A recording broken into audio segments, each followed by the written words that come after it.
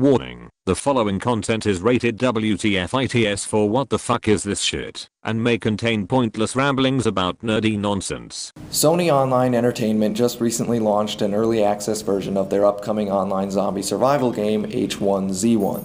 The game obviously takes inspiration from titles like DayZ and WarZ, attempting to create a persistent online world in a zombie apocalypse setting, which is something I'm personally totally okay with, as the original concept behind DayZ is great, but has still never really been perfected yet, so I'm all for bringing more competition into this genre until somebody gets it right.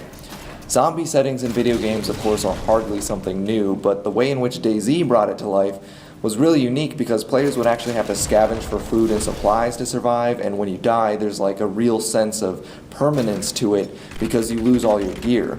So getting into a shootout with other players or being chased down by zombies would create some incredibly tense and fun moments. And on top of that, you just have this huge open world to explore, and just the game just had a massive scale to it, and it was really different from anything I'd seen before from this type of setting. But of course, Sony only saw dollar signs and had to fuck everything up.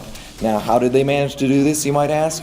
Well, H1Z1 is supposed to be a free-to-play game that would be supported through microtransactions.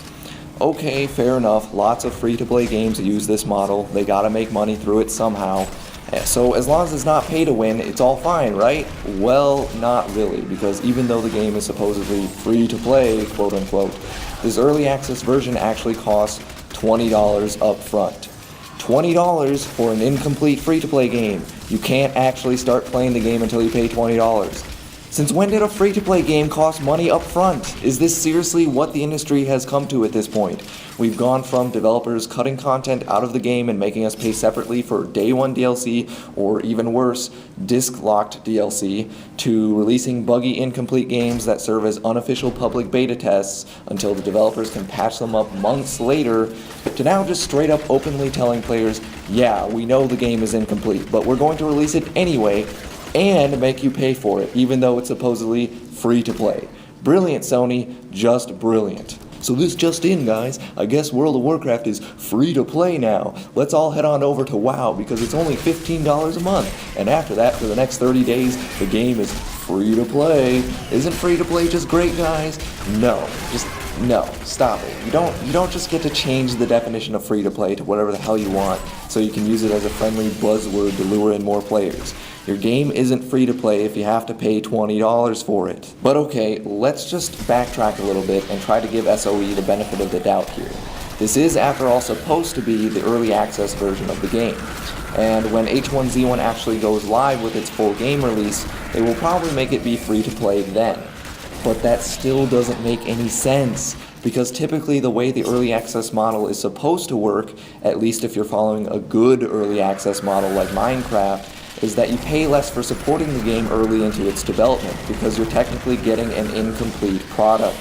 So it's a reward to dedicated fans who supported it early on that they get to have the game at a cheaper price. And as time goes on with the game's development, the pricing gets more expensive towards its release date.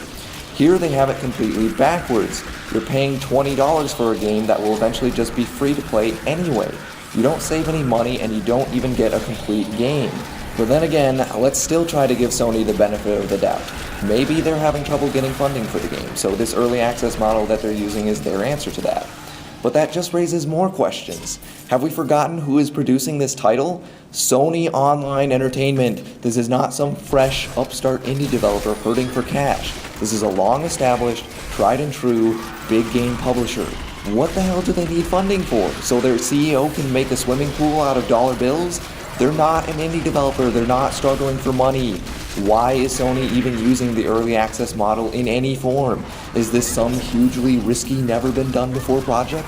I don't know, guys. The zombie apocalypse setting has never been done before. I've never seen zombies in video games. We're taking a pretty big risk here. Yeah, I'm sure that's what went down when Sony was contemplating development of this game. They have absolutely no reason to be doing this. You have the money, so fund your own damn game, Sony, and release it when it's actually ready. Early access is a model that should be used for indie developers looking to seek extra funding to finish development, not big-name publishers that already have the means and resources available to fund their projects. But okay, again, I'm still trying to give Sony the benefit of the doubt here. It does say on their Steam page that they're trying to be as transparent with the game's development as possible. So part of achieving this level of transparency that they're seeking involves getting player feedback in the middle of development so that they can make improvements based on what the players want. Okay, that's a noble goal, that's respectable, but then why do you still charge $20? You don't need to charge $20 if you're just looking for player input with your game. In fact, you'd probably get more player input if the game were actually free. It doesn't matter what angle you come at this from. Sony has no excuse for charging $20 for early access. But it gets worse. You thought I was going to get to an upside about this game? No. So, on top of the fact that you have to pay $20 for an incomplete game that is supposed to be free to play, from what I hear, because I haven't actually bought the game, thank God I don't really want to support this game, but it turns out that the microtransaction model is in fact pay to win after all, as players who fork over the extra cash get huge advantages over players that don't, and it's practically a necessity to get by in the game. So even after you pay your initial $20, you're still stuck needing to keep paying more in order to accomplish anything in the game. So, bravo Sony, you've really set a new standard that even EA would be jealous of. This is really sad and stupid because if Sony would just put their due diligence into properly funding and developing the game, the concept behind it is actually really solid and it would easily sell and make plenty of money for them without pissing off their customers. This isn't even a controversial or groundbreaking new concept that players might avoid because it's just too strange and unique or something. This is zombie survival. Zombies are one of the most common overused video game tropes in the world. DayZ has already proven to be quite profitable even in its incomplete form. All Sony had to do was just polish it up and offer us a more complete game, and it would effortlessly beat even DayZ's sales figures. There's no need for all this early access and pay to win nonsense, and if this kind of crap keeps up with other companies, I really hope that Valve and Steam and all these other types of game distributing companies crack down on this type of behavior, because this is really something that only indie developers should be doing. This is not something that big publishers should be getting in on and just exploiting for their own benefit, because they have no reason to be using this model. This is supposed to be a model to help indie developers.